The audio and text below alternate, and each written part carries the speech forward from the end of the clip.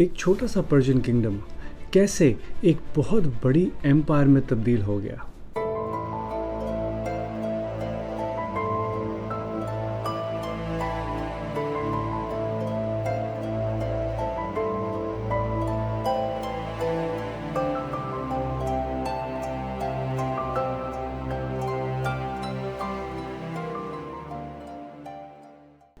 दोस्तों, आज हम वक्त के इस सफ़र में थोड़ा पीछे चलते हैं अराउंड 500 BCE के आसपास, जहां एक छोटी सी पर्शियन किंगडम दुनिया की सबसे अजीम एम्पायर में तब्दील होने वाली है।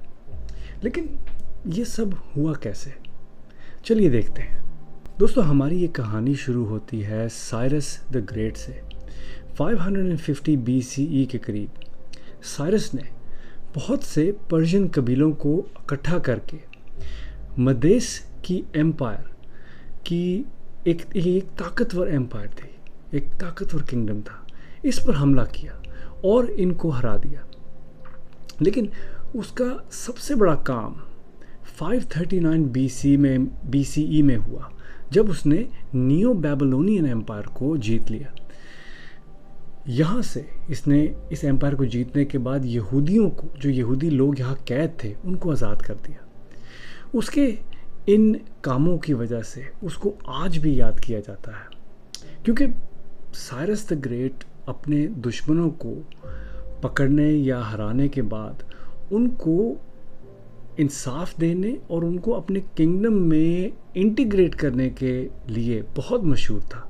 दोस्तों, साइरस द ग्रेट का बेटा कैम्बिसेस द सेकंड, ये भी एम्पायर को, अपने बाप की एम्पायर को और बढ़ाता है, यहाँ तक कि ये इजिप्ट तक का हिस्सा जीत लेता है। लेकिन इसकी एम्पायर की असली ताकत या इसकी एम्पायर में असली बदलाव जो आता है वो दारियस द फर्स्ट के दौर में आता है। दारियस ने 521 BCE से 486 BCE तक हुकूमत की और पर्शियन एम्पायर को एक ज़बरदस्त तरीके से ऑर्गेनाइज़ किया। उसने एम्पायर को बहुत से मुख्तलिफ प्रोविंसेस में, जिनको सैत्रापीज़ कहा जाता था, इनमें तकसीम कर दिया। इसने रॉयल पोस्टल सर्विस भी मुतारिफ़ कराई, ईजाद की और मशहूर रॉयल रोड का भी इंतज़ाम किया। दारियस के दौर में पर्शियन एम्पायर ने इंडस वैली से लेके एजियन सी तक इस सारे इलाके को अपने कंट्रोल में लिया था। चलिए अब बात करते हैं ज़र्क्सीज़ द फर्स्ट की, और कैसे इसने बेबीलोन को तबाह किया। ज़र्क्सीज़ द फर्स्ट ये दारियस द फर्स्ट का बेटा था। जब दारियस ने अपनी एम्पायर को बहुत मजबूत किया तो ज़र्क्सीज़ का सबसे बड़ा चैलेंज बेबीलोन था। इसका बेबीलोन पे कंट्रोल मजबूत करना इसके लिए सबसे बड़ा चैलेंज था। लेकिन उसने बेबीलोन को क्यों तबाह किया? ज़र्क्सीज़ 486 में हुकूमत में आया और जल्द ही एम्पायर के जो वेस्टर्न हिस्से थे, ख़ास तौर पर बेबीलोन के जो हिस्से थे, इससे इसको ऑलरेडी बहुत इख्तलाफात और रेजिस्टेंस का सामना था।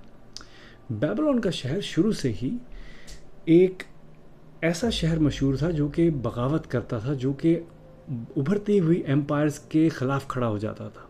और ज़र्क्सीज़ ने अपनी ताकत को मजबूत करने के लिए उस शहर को तबाह कर दिया, ताकि फ्यूचर में इन एरिया से कोई रिबेलियन ना आ सके।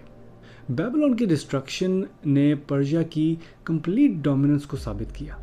हिस्टोरिकल रिकॉर्ड्स के मुताबिक ज़र्क्सीज़ ने बेबीलोन के मशहूर इश्तार गेट को लूटा और इसने बेबीलोन को अपनी जब एक टाइम पे बेबीलोन एक अजीम शहर था, एक टेक्नोलॉजी और एजुकेशन का मरकज़ था, इसने उसको वहाँ से ख़त्म करके बिल्कुल ही डिस्ट्रॉय कर दिया। ज़र्क्सीज़ की ये जीत इसको ग्रीक्स के साथ एक लंबी जंग की तरफ लेके जा रही थी। दोस्तों, हम अगली एपिसोड में ये डिस्कस करेंगे और अलेक्जेंडर द ग्रेट के बारे में बात करेंगे और किस तरह पर्शियन एम्पायर को इसने हराया। हमारे साथ रहिएगा नेक्स्ट एपिसोड तक, जहाँ पर हम ये सारी डिटेल्स डिस्कस करेंगे। Until then, I hope I will see you in the next episode. Thank you.